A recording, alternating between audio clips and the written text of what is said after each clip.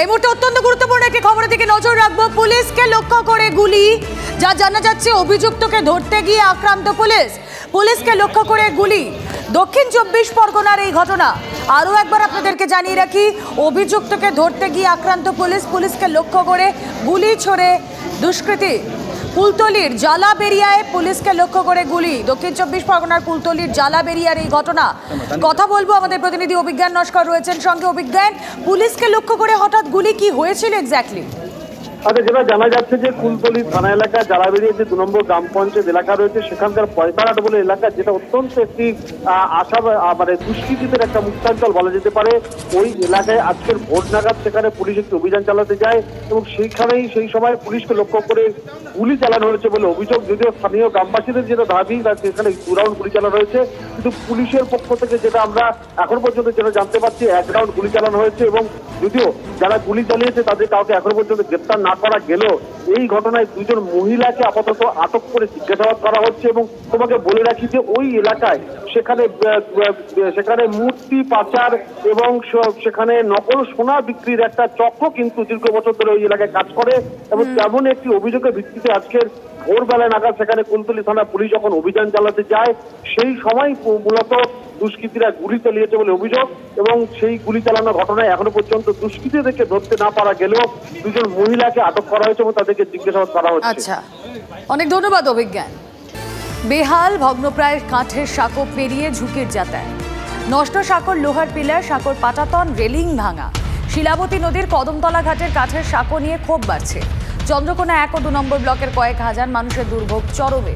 অভিযোগ, দীর্ঘকাল সাঁকো মেরামতি করেনি ব্লক প্রশাসন। বর্ষায় শিলাবতীর জল বাড়লে সাঁকোর হাল আরও খারাপের আশঙ্কা। সাঁকো মেরামতি নিয়ে প্রশাসন এবং শাসক দলকে কটাক্ষ বিজেপি। কাঠের সাঁকো সারানোর আশ্বাস দিয়েছেন পঞ্চায়েত সমিতির সভাপতি। 3 বছর এটা পুরো ভেঙে গেছে, কোনো প্রশাসন দিক থেকে কোনো ব্যবস্থা নেয়নি এটা বাগিয়ে নেওয়া। কারণ বৃষ্টি আসলে এটাতে পোলটাতে যাতায়াত এমনিতেই করা যায় না। বর্ষায় আশা করি পোলটা থাকবে না, ও পুরো এই তো ইয়েগুলো পাইপগুলো সব ভেঙে গেছে, জল আসলেই ও ভেঙে চলে যাবে। হ্যাঁ, মেরামত কোনো হয়নি, এর জন্য পার্টি কোনো উদ্যোগ নেয়নি। আবার পড়েও যাচ্ছে, কারো হাত ভাঙছে, কোমর ভাঙছে, ওই তো পোল ভাঙা, তার জন্য পড়ে যাচ্ছে। অন্তত 10-15খানা গ্রামের মানুষ যাতায়াত করে এটার উপর। এর উপর দিকে 2-3 জন পড়ে যে খড়া হয়েছে, একজন মারাও গেছে। ব্রিজ থাকা সত্ত্বেও নদীর ভিতর দিয়ে যাতায়াত করতে হচ্ছে বলতে বর্তমান যে শাসক দল, এদের যে এমপি বা এমএলএ যখন আসছেন ভোট চাইতে, ভোট ঘোষণা হওয়ার সঙ্গে সঙ্গেই হাত জোড় করে ওই ভোট প্রতিশ্রুতি ছাড়া কোনো কর্মের কোনো প্রতিশ্রুতি আজ পর্যন্ত হয়নি। তাহলে মানুষ এখন কি এই ভাঙা ব্রিজের উপর দিয়ে নিচের দিকে যাতায়াত ছাড়া আর কোনো দ্বিতীয় কোনো উপায় নেই। ওই ব্রিজ অনেকটাই বড় ব্রিজ। এখন আমরা শুনেছি ওই ব্রিজটার অবস্থা খুব একটা ভালো নেই। আমি ভিডিওর সাথে বা আবহাওয়ার সাথে আলোচনা করে কিছু ওটাই কাজ করতে হবে এটা ভাবছি। মুখ্যমন্ত্রী হুঁশিয়ারি দিয়েছেন, একবার নয় বারবার। আর সেই মতো মাঝে মধ্যে পুলিশ প্রশাসন অভিযানেও নামছে, কিন্তু তারপর যে কি সেই ডুয়ার্সে নদী থেকে বেআইনিভাবে বালি পাচার বন্ধ হচ্ছে না। নদীর গা ঘেঁষেই চলছে পাথর ভাঙার খাদান, আর তাতেই বিপদ দেখছেন বিশেষজ্ঞরা।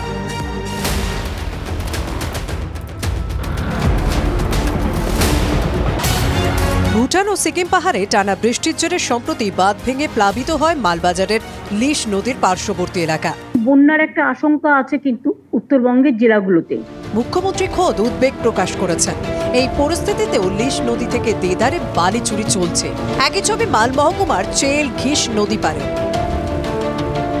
জলপাইগুড়ি জেলা প্রশাসনের নির্দেশ অনুযায়ী 1 জুলাই থেকে নদীতে বালি পাথর তোলা বন্ধ, সরকারি খাদানগুলিও বন্ধ রাখা হয়েছে। কিন্তু সেই নির্দেশিকা মানছে কে? পুলিশ প্রশাসনের নাকের ডগায় বর্ষায় প্রাণের ঝুঁকি নিয়ে বালি পাথর পাচার হচ্ছে। নদীর বুকে ট্রাক্টর লরি নামিয়ে চলছে কারবার। ঘিস নদীর গা ঘেঁষেই রয়েছে পাথর ভাঙার খাদান। এই ছবি দেখেই আতঙ্কে নদী বিশেষজ্ঞরা। নদীর বক্ষে বড় বড় গর্ত, যেটাকে আমরা পন্ডিং ইফেক্ট বলি, সেই জিনিসটা দেখতে পাচ্ছি। অবশ্যই বন্যার একটা আশঙ্কা রয়েছে। নদীতে যদি জল অনিয়ন্ত্রিতভাবে প্রবেশ করে এবং এই পন্ডগুলো যদি থেকে যায়, নদী দেখা যাচ্ছিল ডান দিকে চলছে, হঠাৎ করে বাঁ দিকে বাঁক নিয়ে নিল। পাড়ের ভাঙন কিন্তু ডাউনস্ট্রিমে খুব বেড়ে যাওয়ার কথা, ব্যাংক কোলাপসের চান্স কিন্তু বেড়ে যাওয়ার কথা, এবং নদী কিন্তু আরও বড় হয়ে যাবে সেই সমস্ত জায়গায়, গ্রামগুলোকে কিন্তু ভাসিয়ে নিয়ে যাওয়ার কথা। প্রশ্ন হলো, কি করে প্রশাসনের চোখের সামনে ভরা বর্ষায় নদীর বুক খালি হচ্ছে? শাসক দলের বিভিন্ন নেতাদের মদতেই এই কাজগুলো সম্পন্ন হচ্ছে। এক মাফিয়া রাজ চলছে। মুখ্যমন্ত্রীর নির্দেশকে অনেকে অমান্য করছে, অবশ্যই আমরা দলীয়ভাবে দেখব এবং আমাদের প্রশাসনিক যে লেভেল আছে, বিএলও সাহেব আছে, আইসি সাহেব আছে, ওনাদের সঙ্গে কথা বলবো। রাজ্যে প্রশাসনিক প্রধানের নির্দেশকে অমান্য করার সাহস হচ্ছে কোথা থেকে? নদীর বুক থেকে বালি পাথর চুরি আর কবে থামবে? ক্যামেরায় নফসার আলীর সঙ্গে রনি চৌধুরীর রিপোর্ট, TV9 বাংলা।